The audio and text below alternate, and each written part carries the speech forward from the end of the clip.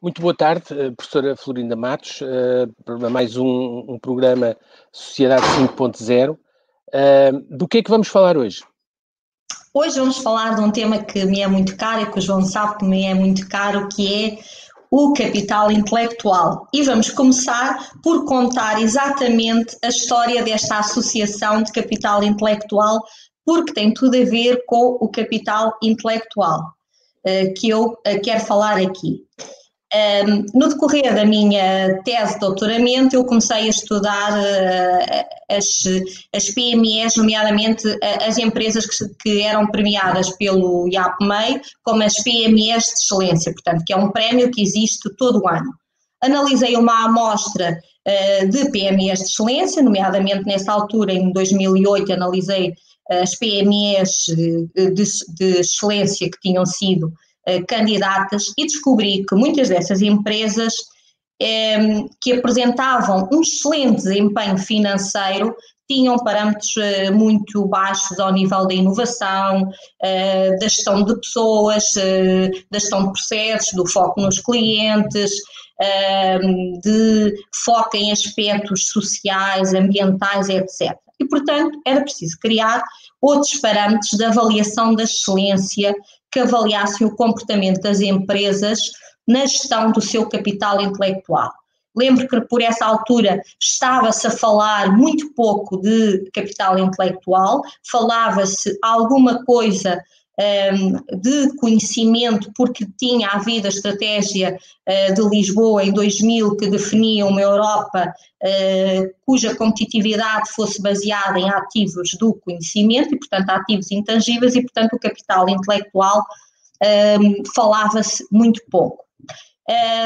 Numa conversa com o meu orientador de mestrado, de doutoramento dessa altura, que era o professor Albino Lopes, íamos a caminho de uma conferência em Inglaterra, portanto em Southampton, e estávamos a discutir este assunto e surgiu a ideia, e se nós fizéssemos uma associação de capital intelectual que promovesse o capital intelectual como fator de desenvolvimento estratégico das organizações. Essa ideia cresceu imenso na conferência, porque nós descobrimos que um grupo de alemães, que hoje conheço muito bem, do Instituto Alemão do Fraunhofer, também tinha um projeto, que é o projeto INCAS, que foi financiado no âmbito do 7º Programa Quadro para promover a avaliação do capital intelectual das empresas. E, portanto, e assim, em 2010 surgiu a Associação para a Gestão de Capital Intelectual, como sendo uma associação científica internacional, cujo objetivo era e é promover o capital intelectual como fator de desenvolvimento estratégico das organizações e como fator de sustentabilidade. Ao longo destes anos temos feito a nossa atividade com mais ou menores destaques. Eu costumo dizer que em Portugal nós pecamos por termos nascido em Santarém, porque se tivéssemos nascido exatamente na Alemanha, por exemplo, no Fraunhofer, certamente nos daria uma importância completamente diferente. No entanto, a IK é uma associação de nível mundial, porque não existe nenhuma igual. E, portanto, e fomos muito bem acolhidos, desde logo que os principais gurus da área do capital intelectual a nível mundial quiseram participar, são membros do Conselho Consultivo, etc. Ao longo dos anos nós temos tido convites para participar em eventos pelo mundo fora, dou-vos um exemplo, no Irão, no Brasil, nos Estados Unidos, portanto, e isso foi fazendo com que nós percebêssemos que a associação de capital intelectual era importante e que era preciso promover o capital intelectual. Mas isso leva-nos à questão que é qual é o conceito de capital intelectual, o que é que estamos a falar quando falamos em capital intelectual. Portanto, e ao longo do tempo tenho visto muitas definições, muitas interpretações diferentes de capital intelectual. Para muitas pessoas é o intelecto, são as patentes, mas de acordo com aquilo que eu pessoalmente defendo e que tem sido também a base da promoção da atividade da associação de capital intelectual, a gestão de capital intelectual é muito mais do que isso. Portanto, no fundo, engloba todas as formas de intangíveis, portanto, que é uma combinação daquilo que nós chamamos os recursos humanos, os recursos estruturais ou os recursos relacionais de uma organização. E, portanto, o capital intelectual está latente em todas as organizações, à espera de ser gerido e ser transformado num fator estratégico de criação de valor sustentável. Portanto, este capital intelectual é formado pelo capital humano, ou seja, as pessoas de uma organização, as suas competências, o seu valor, o seu conhecimento, as suas práticas, a sua criatividade, a sua capacidade de inovação, etc. É formado também pelo capital estrutural, portanto, ou seja, a base da infraestrutura de apoio à organização, por exemplo, as bases de dados, os manuais, os sistemas de comunicação, de tecnologia, os repositórios, as marcas, as patentes, tudo isso faz parte do capital estrutural e que de uma forma muito simples eu costumo dizer é aquilo que fica na organização quando as pessoas se vão embora, portanto quando as pessoas se vão embora de uma organização, que parte do seu contributo para a organização fica na organização. Por último, ainda deste capital intelectual faz parte o capital relacional, portanto, que é a parte onde engloba a lealdade dos clientes, as relações com os stakeholders, todas as ações que vão contribuir para o conhecimento futuro.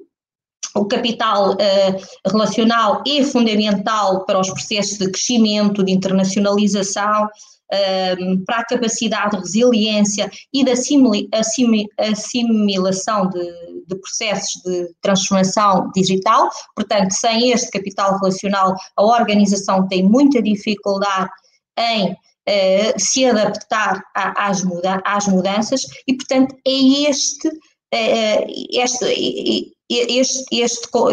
capital que contribui para que as organizações se tornem realmente mais resilientes e mais adaptadas. E, portanto, o capital intelectual numa economia cada vez mais liderada pela transformação digital, pelos desafios do desenvolvimento sustentável, é muito importante. Portanto, são necessários padrões de gestão diferentes, portanto, que apontem para a necessidade de avaliar, monitorar os ativos intangíveis, portanto, ou seja, o capital intelectual. Não é por acaso que, inclusivamente, nos documentos contabilísticos se começa a falar de ativos intangíveis, que na verdade são muito difíceis de contabilizar.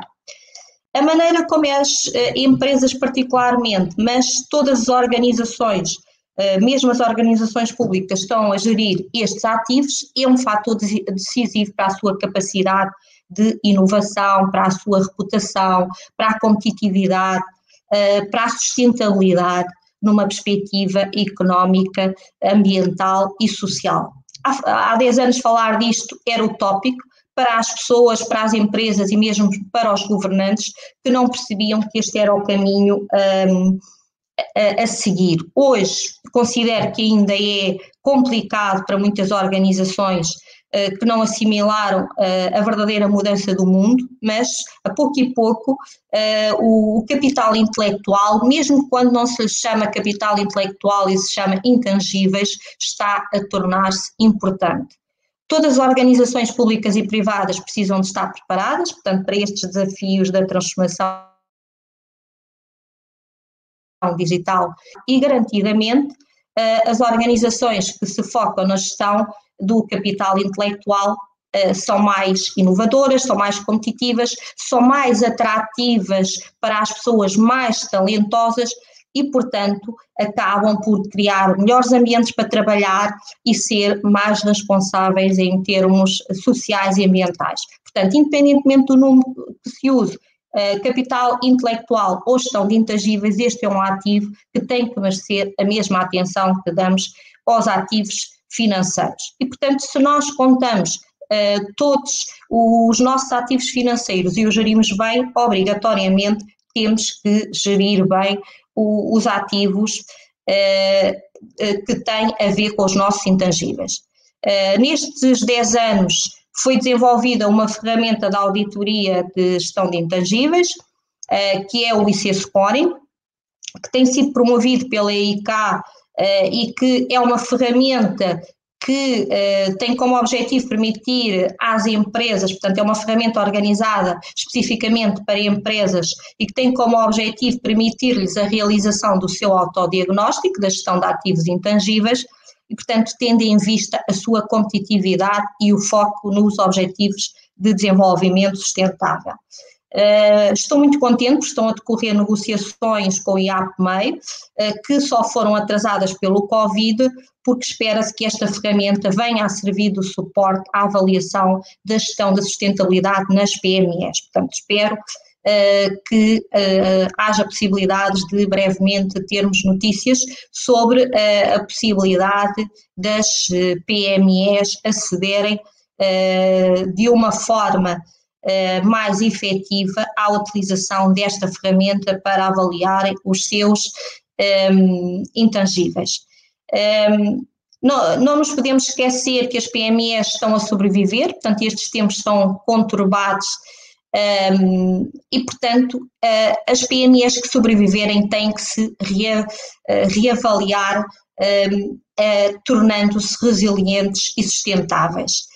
E talvez valha a pena perceberem que tem um ativo que é o capital intelectual, que é algo muito importante, ou seja, o capital intelectual existe nas organizações como se fosse um recurso inesgotável. Portanto, se pensarmos numa analogia, podemos pensar no petróleo. O petróleo pode existir na terra ou na terra ou no mar, sem que se tire dele proveito. Mas quando decidimos explorá-lo, conseguimos ter ali uma grande riqueza. E é o mesmo que se passa com o capital intelectual.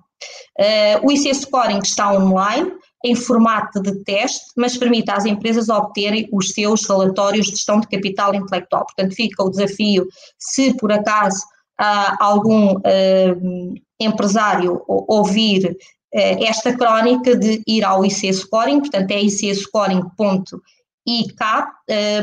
e fazer o autodiagnóstico, portanto, e terá um relatório da sua situação em termos de gestão de intangíveis.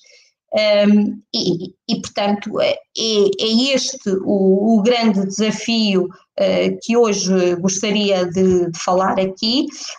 Noutra ocasião, irei falar do conhecimento e da gestão do conhecimento, uma vez que muitas vezes há certa confusão entre a gestão do conhecimento e a gestão do capital intelectual. E os dois são muito importantes, mas com níveis diferentes dentro das organizações. Apenas a gestão do conhecimento é um tema mais aceite pelo marketing e, portanto, acabou por se tornar mais vulgarizado. No entanto, o que se trata é de olharmos para as organizações e percebermos o que é que temos ali e como é que podemos gerir o capital que temos. E basicamente era esta hoje a mensagem que gostava de deixar relativamente ao capital intelectual. Muito bem. Eu estava a tentar pensar apenas deixar essa nota de os empresários que entendam, podem então entrar no site, não é? icscoring.ik. Portanto, com dois A's, não se esqueçam. .ik. Sim. Sim, .pt, sim. E encontram, tem lá as explicações destas coisas todas e tem lá uma área em que podem fazer o seu scoring e, portanto, e preencher os dados, e aquilo no fim há de lhes dar um relatório que vale o que vale, eu costumo dizer. Portanto, se aquilo é autodiagnóstico, se eu disser que estou a fazer tudo bem, portanto, eu vou ter um relatório excelente. Portanto, mas o objetivo é que eu seja honesto com o que lá escrevo e, portanto, e tenha efetivamente um diagnóstico que me permita perceber o que é que eu não estou a fazer bem, ou pelo menos interrogar-me relativamente àquilo que posso melhorar na minha gestão, sabendo que o IC Scoring que encontram é muito mais complexo e está muito numa perspectiva das organizações cumprirem não só os aspectos da inovação e da competitividade, mas que têm a ver com os Objetivos de Desenvolvimento Sustentável, a parte ambiental e a parte social. Portanto, sendo o capital intelectual uma área muito relacionada com as pessoas, portanto, a parte social, a parte da sustentabilidade social tem um grande enfoque ali. Mas nós sabemos na próxima década, que já está a começar daqui a 2 meses, não é? Sim. Estamos em 2021, basicamente, portanto o grande desafio vai ser o foco nas pessoas juntamente com o ambiente e, portanto, no meio desta turbulência que as empresas têm que sobreviver e para mim, quando falo das empresas, falo particularmente das PMEs que necessitam de muito maior apoio, perceberem os desafios e como é que se hão de organizar e quanto é que valem, no fundo, é extremamente importante. E eu comecei por dizer que muitas PMEs de excelência, quando analisei em 2008 e depois fiz outro estudo em 2016, e há muitas PMEs de excelência que só são PMEs de excelência porque têm bons resultados financeiros, porque a preocupação que têm com a gestão ambiental, com a gestão das pessoas, com a inovação, com todos aqueles fatores que nos permitem acreditar que aquela empresa, quando vier um problema complexo, como estamos a viver agora, não está a fechar no outro dia, não existem. Portanto, e ao longo dos anos todos nós conhecemos dezenas de PMEs de excelência que receberam o prémio e que o colocaram lá no escritório no ano e 2 anos depois fecharam por este ou por aquele motivo. Portanto, e é um pouco essa mensagem, não vale a pena eu ser sustentável financeiramente se não simultaneamente não trabalhar nos outros 2 aspectos. Claro que os outros 2 aspectos também não servem se eu não for sustentável financeiramente, mas hoje financeiro não chega. E é um pouco essa mensagem que eu penso que já começou a chegar às nossas entidades públicas relacionadas com as empresas, nomeadamente com a Agência Nacional de Inovação e com o IAPMEI, que é com quem temos vindo a trabalhar, no sentido de eles próprios sentirem que não podem continuar a avaliar simplesmente fatores financeiros, que as empresas precisam de mais do que isso, e que a nossa economia tem que ser sólida, inovadora, etc. Eu só faço inovação com pessoas talentosas, portanto, para eu ter pessoas talentosas eu tenho que as gerir bem, porque senão elas vão-se embora, portanto. E como nós sabemos, infelizmente em Portugal temos muitas PMEs, mas temos uma minoria, são poucos milhares, umas 5.000 que são realmente PMEs com peso significativo na economia, portanto. Depois desta pandemia, eu espero que muitas das empresas que aprenderam a reinventar-se nesta pandemia comecem a fazer parte também desse grupo das 5.000 empresas e que possamos crescer com empresas muito mais bem preparadas para o futuro. As empresas fazem o autodiagnóstico naquela ferramenta que a professora falou e se tiver, aquilo depois indica que tipo de melhoramentos é que podem fazer para estarem mais sintonizados com a questão da gestão do capital intelectual, indica as áreas onde devem investir, como é que isso depois funciona? Isto é mais ou menos quando vamos ao médico, vamos fazer umas análises e, portanto, as análises trazem lá uns valores. Normalmente aquilo tem uns valores de comparação e analisando aqueles valores eu consigo perceber se tem a hemoglobina em cima, a hemoglobina em baixo, coisas desse género, certo? E, portanto, consigo perceber o que é que está bem, se tem ureia, se tem colesterol, consigo perceber o que é que está bem e o que é que está mal. Mas depois eu preciso que o médico me dê a medicação. Portanto, a ferramenta do IC Scoring funciona mais ou menos nesta perspectiva do diagnóstico. Portanto, diz-te o que é que está mal, mas a seguir precisas do médico, neste caso até pode ser o consultor ou pode ser o gestor da própria empresa que, analisando com mais atenção, perceba as áreas onde é que pode intervir. Portanto, basicamente identifica-te as áreas em que podem intervir. Por exemplo, se diz que a parte de foco nos clientes está mal, portanto há uma coisa e indica-te as áreas em que está mal, portanto tens que melhorar a parte dos clientes, que é a gestão das pessoas, a gestão do chamado capital intelectual, que é onde nós encontramos a parte das pessoas, portanto que se têm valores abaixo daqueles que estão previstos como valores aceitáveis ou bons, portanto tens que investir nesta área. É basicamente, sistematicamente, a maior parte dos estudos apontam que as empresas têm até processos mais ou menos organizados, até porque muitas têm certificações de qualidade, depois têm um grande déficit ao nível da parte dos clientes, portanto, porque os clientes têm a ver com o foco na inovação, na internacionalização, etc., e muita dificuldade também, por exemplo, ao nível da gestão das equipas. Portanto, nós tradicionalmente temos alguma dificuldade em ter uma cultura organizacional com foco no trabalho da equipa.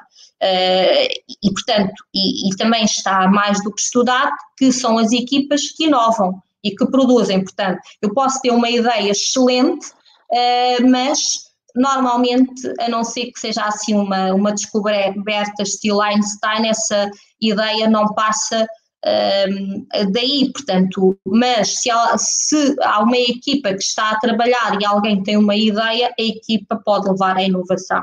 E esse é um dos fatores que se notam para o nosso panorama nacional de forma muito genérica nos diversos setores. Muito bem. Não me vem mais nenhuma questão. Ficamos então, aguardamos para a próxima sessão entrarem mais alguns pormenores deste campo muito vasto, que é o capital intelectual, a inovação. Até à próxima, professora. Até à próxima, mas antes de me despedir vai-me permitir uma coisa. Com certeza. Portanto, é uma brincadeira sobre algo muito intangível, mas muito importante. Não há nada mais intangível que o casamento. Portanto, e a sua existência é um ato puro de gestão de capital intelectual. Entre duas partes. Portanto, eu hoje faço 25 anos de casada. Olha, portanto, parabéns. Vale a pena, ao falar de capital intelectual, deixar aqui esta brincadeira desta mensagem um pouco para o meu marido. Parabéns. Um dia feliz. Obrigada. Obrigado.